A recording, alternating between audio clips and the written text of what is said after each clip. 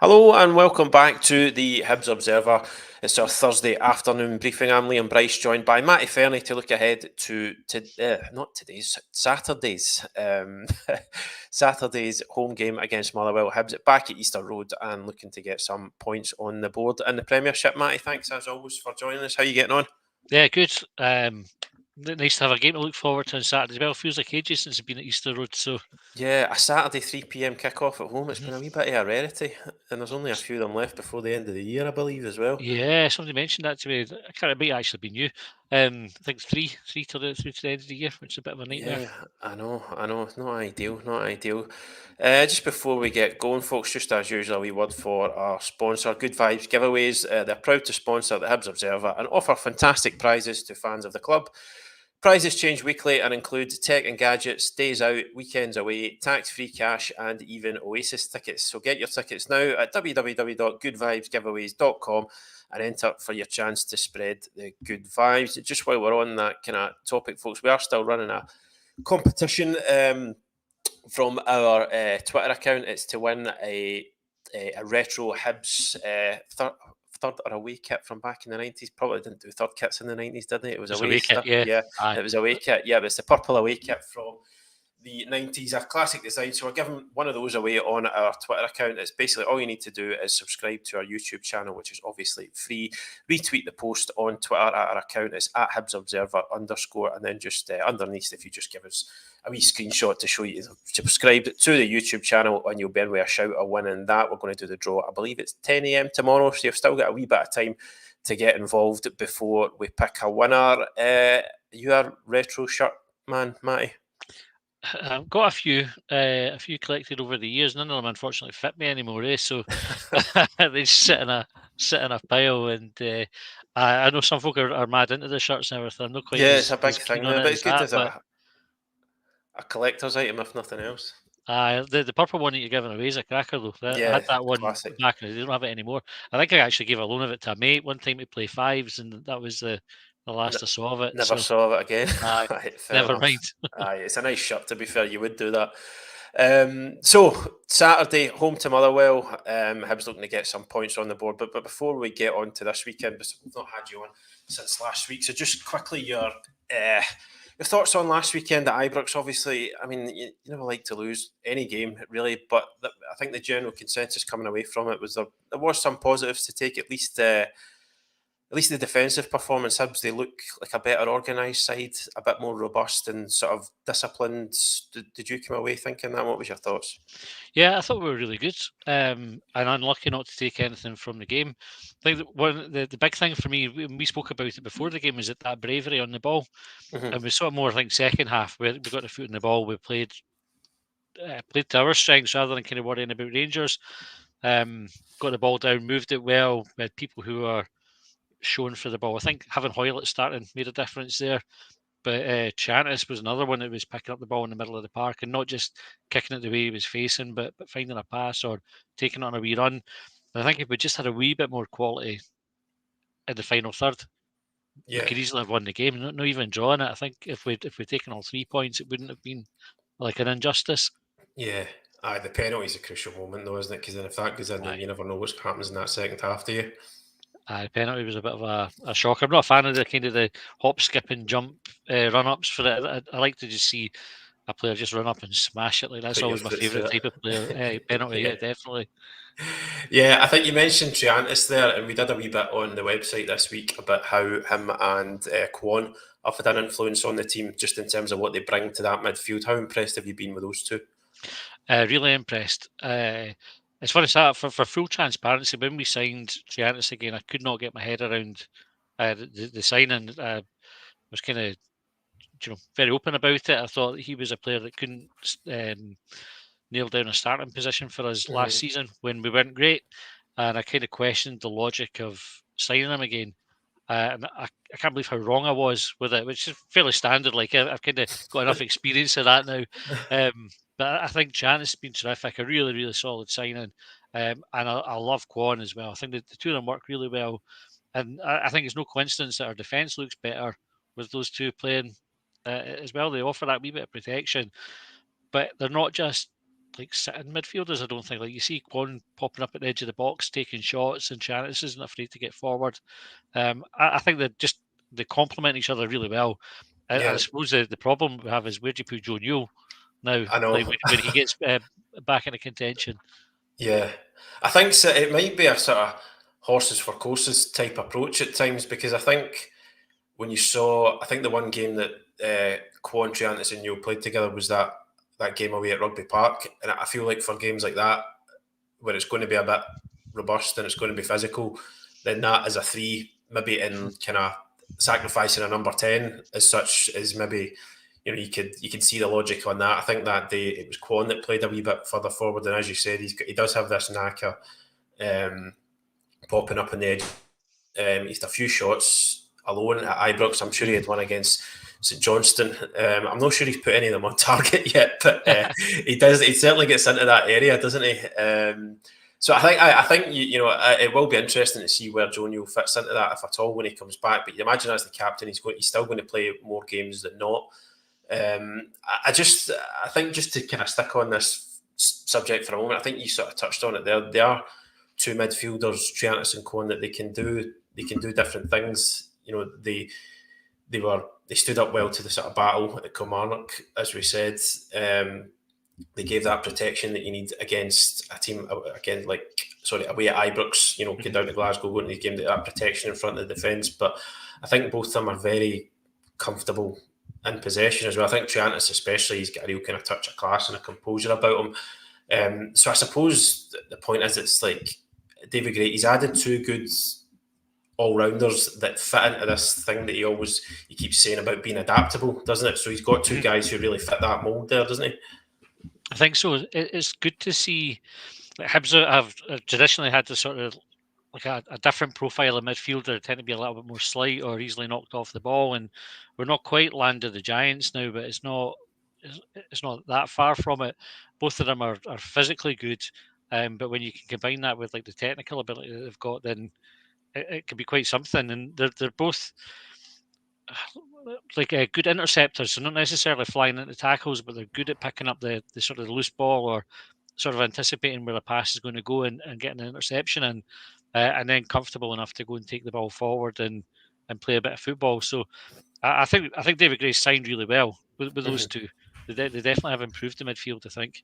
Yeah, so you'd imagine fitness permitting, obviously, they'll continue in the team at the weekend, but it's going to be a different challenge then, isn't it? You'd think Hibs probably, I don't imagine Motherwell would maybe be quite as conservative as St Johnstone were when they came to Easter Road, but certainly in comparison to last week, it's going to be certainly a different game, you would think, in terms of Hibs having a lot more of the ball on Saturday, and then you're kind of looking for the likes of Triantis and Kwon to show that other side that they can deal with that as well, can't they? Yeah, I think that's the key thing, is how do we build on the creativity side of things for the performance on Sunday. Motherwell are in good form this. I don't expect them to come and sit in. Really, they tend not to. Motherwell, they're like one of these funny teams. It's Hibs are either brilliant against them or we really struggle. It's never like sort of, or never feels like it's just in between. It's either one or the other. But I think if we can impose ourselves on the game, we'll give them more to think about than they will us. Yeah, aye, and it's one of those where I think I talked about this with Craig on Monday a wee bit. It's quite a few times last season Hibs would have a maybe promising performance, and probably going even back further than last season, a good performance against a good team, and then not backing that up the following week. I felt like we were talking about that constantly last season, at least. So I think what you kind of want to see now is, we'll talk about maybe a bit more in depth about this run of fixtures that's coming up, but I think you would want to see a promising performance now backed up with a good result this weekend. That's the kind of the imperative thing, really, isn't it? Yeah, definitely. I think, though, we have seen that sort of progression and improvement week on week with the performances this season,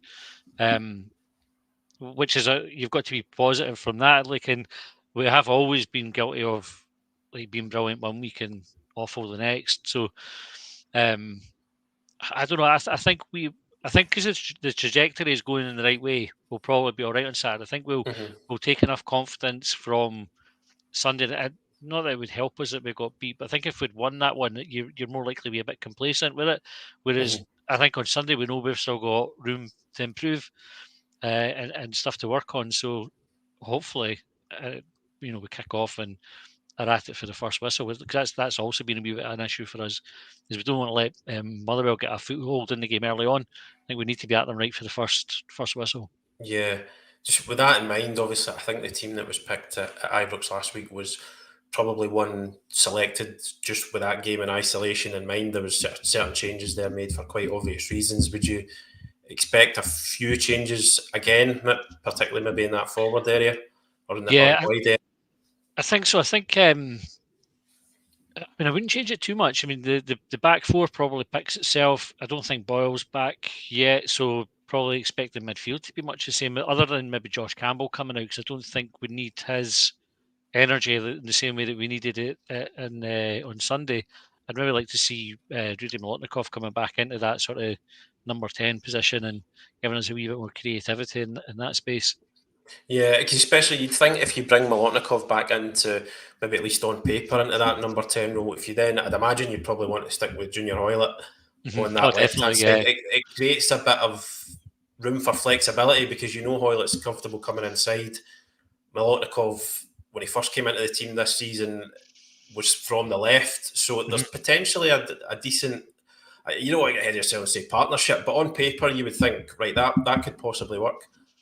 Yeah, definitely. I think the key thing is getting the service to Kukovic. Like if we can get the ball into him often enough, and we had plenty of crosses on Sunday. Just, I mean, Rangers' defence is better than Motherwell, so I think if we can kind of keep peppering the box with crosses, and you make a good point there, Molotnikov and Hoylett could even like switch positions. I'm sure Hoylett could come into number 10, Yeah. no problem, and sort of provide some creativity from there as well. It just opens up the game, doesn't it? Gives it a bit more options and gives Motherwell something else to think about. Yeah, exactly. I mean, Kukorevic, you think the number one thing on his mind after last Saturday is getting another goal as quickly as possible, wouldn't you? Definitely. I mean, you see his face when he was coming off the pitch at half time. Aye. On Sunday, looked absolutely devastated, and I thought he put a good shift in. Otherwise, like it's not an easy place to play as a sort of lone striker. But I think definitely if he gets a goal on Sunday, it'll mean a wee bit more to him, and I'll probably put that wee bit extra effort in as a result of his penalty miss. Yeah, you would imagine so. So, I mean, just looking ahead slightly, or at least a few weeks from this game, it's the start of what is a kind of you'd think, a very promising run of fixtures for Hibs. Obviously, we've got the game this weekend, and then we're into another international break. It's been so stop-start, it feels like, of late. But I mean, not counting that break, the next run of fixtures for Hibs in the league will be it's Motherwell at home, and then away to Dundee United, home to Hearts, away to Ross County that's a midweeker, and then home again Dundee United, home to St Mirren, and then away to Dundee, home to Aberdeen, away to Motherwell. And that takes you to the 30th of November. So there's a lot of games coming up once this next international break is out of the way. That run then leads into a game against Celtic. So you've got a real run of fixtures there where you'd be looking to, if you're taking each of them in isolation, you'd be looking to take something from each of those. I know that's not how it works. No. But It's a funny thing. We do the podcast. We do like a next 5 games or next 6 games, depending on the runs of fixtures, and invariably we think, oh, we'll win 5 of them, and we never do. Because you're right. In isolation, I think they all look like winnable games. I think we're capable of putting a run together, and the fixtures probably haven't been as kind as they could have been at the start of the season. If you compare us with like Aberdeen, so Aberdeen have had this great start to the season, but they've not really played any of the bigger teams in the league yet, and they've been able to get that momentum up. I think this is Hibs' opportunity to go and do that now. We're not playing anybody that's. I mean, Dundee United are probably in the best form out of the teams there. Or Dundee, tough games, but I think we can compete with them. Hearts are in there, and you can never tell with the derby, but they've been awful this season, and now's probably as good a time as any to get them. So I think if you're David Gray, you're pinning those fixtures up in the dressing room and sort of telling the players go all out for maximum points, and these ones at least up to when we get to Celtic, and then you've got a wee bit of buffer behind you to to allow for what will probably be a defeat in that game. I suppose. But I mean, I feel like this probably applies every year in the Scottish Premiership, in terms of just a few results having a big impact on your season. But I feel like it seems even a wee bit more pronounced in the early stages of this season, because I'm just looking at the league table here, and there are only 6 teams out of 12 in the league who have won more than one game so far. And that, for some teams have played 6 games, some teams have played 7. So it kind of tells you where a lot of teams in the league are at the moment, and then probably emphasises even more the importance of just putting a run of 2-3 wins together, because then it's based on what everybody else around you is doing. No, there's not very few teams are doing that, and it can really change the entire picture of your season in the space of a few weeks, I suppose. Yeah, we saw it last season when we couldn't put a run together at all, and it was like so stop start, and games that we should have won but didn't, and ultimately that cost us a top 6 place, and then we finished the season in 8th, and everybody's raging going into the pre-season. We've changed the manager, etc., and I think Hibs are at a point where we can't really afford to be complacent about these games, or Yeah. just sort of going, okay, sorry, we'll win next week. I think we need to look at this run of fixtures and recognising the importance of getting some points up on the board and some wins behind us. Because I think that if you get a good run together here through to the end of November, we could be sitting really comfortable for a top 6 position going into the it's always congested like December, January. Yeah. You come out of that, and you probably know whether you're going to get a top 6 spot or not by that point. So I think there's a chance for Hibs to lay down a marker, and they definitely need to get away from just dropping points, kind of just being all right just to drop points week to week. Mm-hmm. Yeah.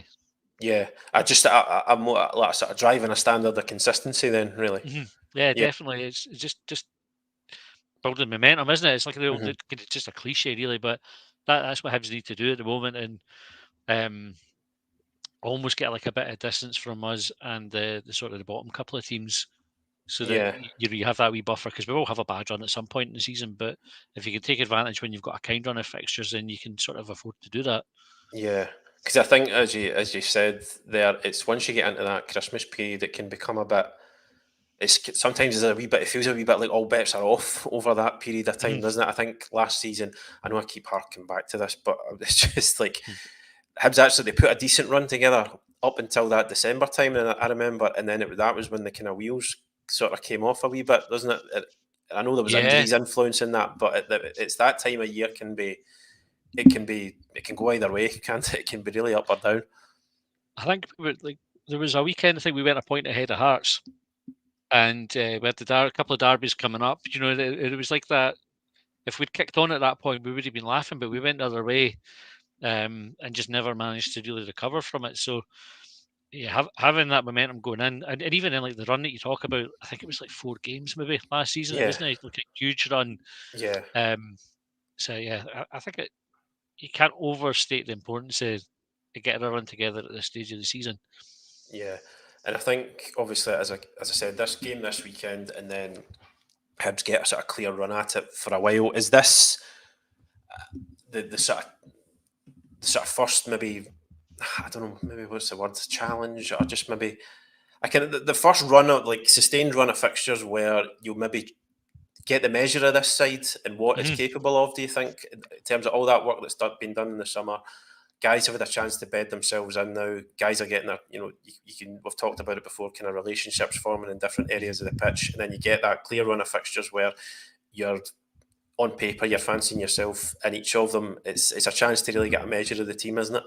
Yeah, it's where all your mitigation at the start of the season starts to fall away.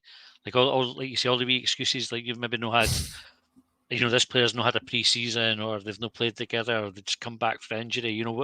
Or it's a tough run of fixtures. You've got Celtic twice, and away at Ibrox and all this kind of thing. All these things start become becoming less relevant, and it becomes about this is who the team are. Yeah, I think it's good. You make a good point. That's where you see the identity of the team and what they're made of, and we'll be able to sort of tell by the end of this run of fixtures how we're looking going into the January window.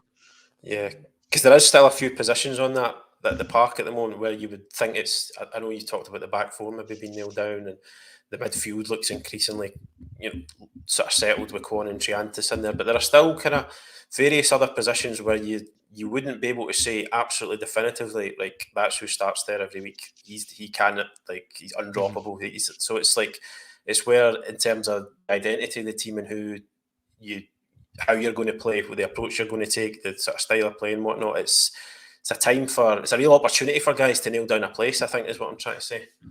Yeah, we tried to pick what was our strongest 11. We did an episode on that last week, and it was tough. I think we went goalkeeper and 2 centre halves, stick-ons, like you're not changing them. Abita is probably pretty safe at left back because he's not really got much of a challenge there. But your right back, Cadden or Miller, I think you could still toss a coin between those two. Do you have a preference? Cadden probably would. When Boyle's fit, I think with Boyle being out, Cadden and Miller probably both play on the right hand side. But then, like when you look at the midfielders, you've got the likes of Newell and Levitt, Campbell, who could all come into the team. I think Chantis and Kwon will play more often than not. I think they've got a good partnership there. Yuan's back into contention now, so although you've got Hoylett's probably your first pick on the left hand side. If Yuan can find a bit of form again, then that opens that. And in fact, Nicky Catton's on that side as well. And obviously we were missing Bowie, but we've got Dwight Gale to come in now, and so even your number 9 isn't necessarily a guaranteed start. So I think it's difficult to pick a really strong. Well, in fact, it's not difficult to pick a strong 11. It's difficult to pick the strongest 11 out there. I feel like if you maybe asked 6, 7, 8 folk to pick their strongest 11 at the moment, their preferred 11, you maybe wouldn't get too many people picking the exact same team, would you? Aye. But I think it's not necessarily a bad thing. Yeah, it's a good thing. Because we've got the options. I think last season, if you'd done that, you're looking at it and going, it's no great, no matter what 11 you pick. Whereas I think just now, if you on paper at least, you could probably put 2 or 3 pretty strong 11s out there. Yeah. So just this weekend, are you feeling a victory? Do you think they feel like it's on the cards this weekend? I'm not pushing for an exact score prediction, but unless you've got one in mind. Nah, I think so. It's like I say, I think we tend to play quite well against Motherwell, especially at home. So I'm quite confident I'll win. Always am. It's sort of tend to fancy us, but I'm going to say a comfortable Hibs win, maybe by a couple of goals, but I know. You've got to. Let's be optimistic. And we'll end it on that positive note today, folks. Thanks very much for joining us. It's press conference day at HTC tomorrow, so we'll be hearing from David Gray and one of the first team squad to build in to the weekend. Again, as always, if you are watching us on YouTube, do please consider hitting that subscribe button and getting involved with the competition that I mentioned at the top of the show. Just check out our Twitter account there, a chance to win a retro Hibs away strip from the 90s. The draw for that is 10 a.m. tomorrow, so do before then. Matty, thanks as always for joining us. We do appreciate it, folks. You joining us as well. So yeah, we'll be back soon over the weekend to review the game, hopefully 3 points for Hibs. But for now, thank you again for joining us, and we'll see you again very soon. Cheers.